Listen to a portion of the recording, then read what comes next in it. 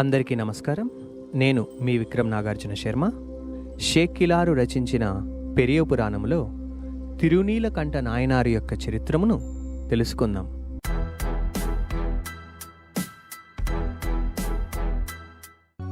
భక్తాగ్రేసులకు నిలయంబగు చిదంబరమున కుండలు చేసే కుమ్మరకులమందు ఒక భక్తుడు జన్మించెను. అతడు బాల్యము నుండి శివపూజా దురంధరుడై స్వకుల ధర్మమును వీడక శివదాసులకు దాసుండయ్యను. గృహస్థుడైనప్పటికీ శైవ మార్గమును విడువక సదా శివసేవలో నిమగ్నుండై ఉండువాడు.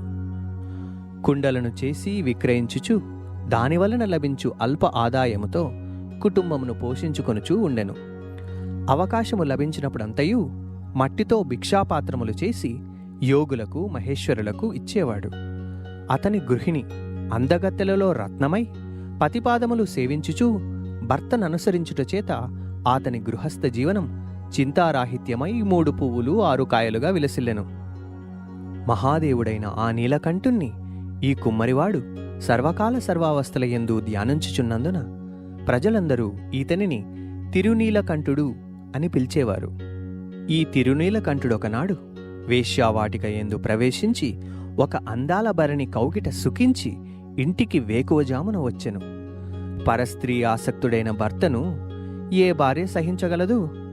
ఆనాటి నుండి ఆమె యథాపూర్వం భర్తను సేవించుచున్నను దేహ సంపర్కమునకు మాత్రం అంగీకరింపక జీవనయాత్రను సాగించుచూ ఉండెను.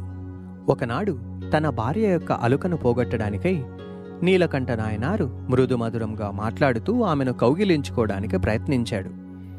మీరు మమ్మల్ని తాకినట్లయితే తిరునీలకంఠేశ్వరుని మీద ఆనా అంటూ ఆమె చెప్పింది. ఇక్కడ మమ్మల్ని అనే దానికి అర్థమేంటంటే, నన్నే కాదు మా స్త్రీ జాతిని తాకినట్లయితే తిరునీలకంఠేశ్వరుని మీద ఆనా. తిరునీలకంఠ నాయనారు తన భార్యను చూసి నీవు మమ్మల్ని అని చెప్పడం వలన ఇక మీదట నిన్నే కాదు ఇతర స్త్రీలను కూడా మాతృమూర్తులుగా భావించి తాకను అంటూ ప్రతిజ్ఞ చేసి అప్పటి నుండి బ్రహ్మచర్య వ్రతాన్ని పాటించాడు. ఆ దంపతులు శపథానుసారముగా పరులకు ఆ విషయము తెలియని విధముగా నడుచుకొన్రి. ఇవ్విధముగా ఏండ్లు అనేకము గడిచెను. వారు వృద్ధులైరి. ముదుసలితనముతో పాటు దైవభక్తియు వృద్ధియగుచుండెను. వారి నియమనిష్టలను లోకమునకు తెలియజేయాలనే ఉద్దేశంతో పరమశివుడు ఒకనాడు ఒకానొక శివయోగి వేషము దాల్చి భిక్షాపాత్ర చేపట్టి తిరునీలకంఠ నాయనారు ఇంటికి వచ్చెను. నీలకంఠుడు యోగిగా వచ్చిన శివునకు ఎదురేగి భక్తితో ఆసన అర్ఘ్యాదులనిచ్చి పూజించి నమస్కరించెను. ఓ యోగీశ్వర, ఈ దాసుడు చేయదగిన కార్యమేదైనా ఉంటే సెలవిమ్ము అని అడిగెను. అంతటా ఆ కపట శివయోగి అతనిని చూచి, భక్తుడా, ఈ భిక్షాపాత్రను నీకడ భద్రముగా దాచుము. నేను మరలా వచ్చి అడిగి తీసుకుందును. దీనికి సాటి లోకమునందు మరొకటి లేదు.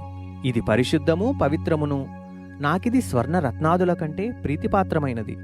దీనిని భద్రపరచుము అని దానిని అతనికిచ్చెను. తిరునీలకంఠుడు శివయోగి ఇచ్చిన పాత్రను ప్రసాదమని గ్రహించి ఇంటిలో ఒకచోట భద్రపరచెను. కొన్ని దినములు గడిచెను. శివుడు నాయనారుని పరీక్షింపదలుచుకొని తానొసగిన భిక్షాపాత్రను అతడు దాచిన చోట లేకుండా మాయము చేసెను. నీలకంఠుని భక్తిని లోకమునకు తెలియజేయగోరి శివుడు యోగివేషమున మరలా అతని ఇంటికి వచ్చెను.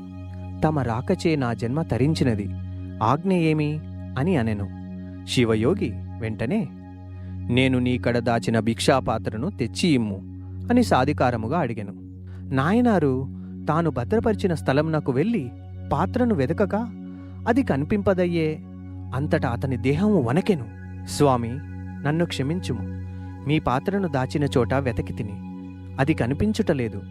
ఇల్లంతయూ గాలించి తిని దానికంటే క్రొత్త దానిని దృఢముగా చిరకాలము మన్నేటట్లుగా నేను చేసి ఇచ్చెదను. ఈ అపరాధమును క్షమించుమని పాదములపై పడి మొక్కెను. అంతటా ఆ శివయోగి కనులెర్రజేసి, రుద్రుడై, నీ వద్ద ఉంచిన పాత్రను అపహరించి వంచింపదలుచుకున్నావు. నేను నీకిచ్చిన పాత్రను తప్ప నీవు బంగారపు పాత్రనిచ్చినా నేను తీసుకోను. నా మృణ్మయ భిక్షాపాత్రనే తెచ్చి ఇమ్ము అని కఠినముగా పలికెను. మృణ్మయము అంటే మట్టితో చేసిన పాత్ర. ఓ నిత్యాత్మ, ఎంత వెదికినను నీ పాత్ర దొరకదయ్యే. నేను వేరొక మృణ్మయ పాత్ర నొసంగెదను. దేవరా, కోపించి అదియే కావలెనన్నా నేను ఏమి చేయగలను? ఎట్లు సమర్పించగలను? దయచేసి ఈ దాసుణ్ణి అనుగ్రహించండి అని ప్రార్థించెను. అంతటా శివయోగి, ఓయి, నీ ఇంట దాచిన నా పాత్రను దొంగలించి కపట నాటకమాడుచున్నావు. కావున నగరవాసుల ఎదుట నిన్ను బంధించి నా పాత్రను తీసుకోకుండా ఇక్కడి నుంచి కదలను అని పలికెను. అంతట నాయనారు, స్వామి, నేను చోరుండను కాను, కపటుడను కాను. నా మాట నిలుపుకొనుటకు నీవేమి ఆజ్ఞ ఇచ్చినా నేను శిరసావహించదను అని అడిగెను. ఓయి, నీవు నీ కుమారునితో పాటు సరోవరమున మునిగి నేను అపహరించలేదు అని ప్రమాణమనర్చుము. అంతట నాయనారు, మీ మాట నెరవేర్చలేని అశక్తుడను నేను, నాకు పుత్రుడు లేడు. అట్లయినా నీవు నీ ఇల్లాలి కరము గ్రహించి నీట మునిగి శపథమనర్చుము అని అనెను. దీని అర్థమేంటంటే, పంచభూతాలలో ఒకటైన జలము యొక్క సాక్షిగా ప్రమాణం చేయమని ఆ శివయోగి కోరుతున్నాడు. అయ్యా, నేను నా భార్యను తాకనని శపథమనర్చితిని, కావున ఈ ప్రతిజ్ఞ చేయలేను. అప్పుడు ఆ శివయోగి, ఓయి మిథ్యావాది, పాత్రను ఇవ్వవు, చెప్పిన విధముగా భార్యను చేపట్టి నీట మునిగి శపథము అనర్చవు. ఏమి నీ కపట నీతి, నీ వైరాగ్యమేమి? చూచెదగాక. నేను ఇప్పుడే శివదీక్షితులు పండితులు ఉన్న సభలోనికి వెళ్ళి ఈ విషయమును విన్నవించెదను. నీలకంఠుడు కూడా అతని వెన్నంటే సభకు వచ్చెను. అయ్యలారా, నేను ఇతని వద్ద దాచిన భిక్షాపాత్రను ఇవ్వక లేదనుచున్నాడు.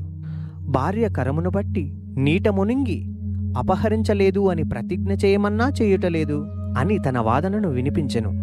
అంతట సభలోని పండితులు, ఓ కుమ్మరివాడా, దీనికి నీ సమాధానమేమి? అప్పుడు తిరునీలకంఠ నాయనారు సభలోని పండితులకు నమస్కరించి, ఈ మహాత్ముడు దాచమని చెప్పి ఇచ్చిన పాత్ర ఇల్లంతా వెదికిననూ కనిపించటలేదు, అది ఎట్లో పోయినది అని చెప్పి వాపోయెను. వాని మాటలు విన్న సభలోని పండితులు, ఓయి, పాత్ర లేనిచో ఇతడు చెప్పినట్లు నీట మునిగి శపథమనర్చుము, అది ఏ న్యాయమనిరి.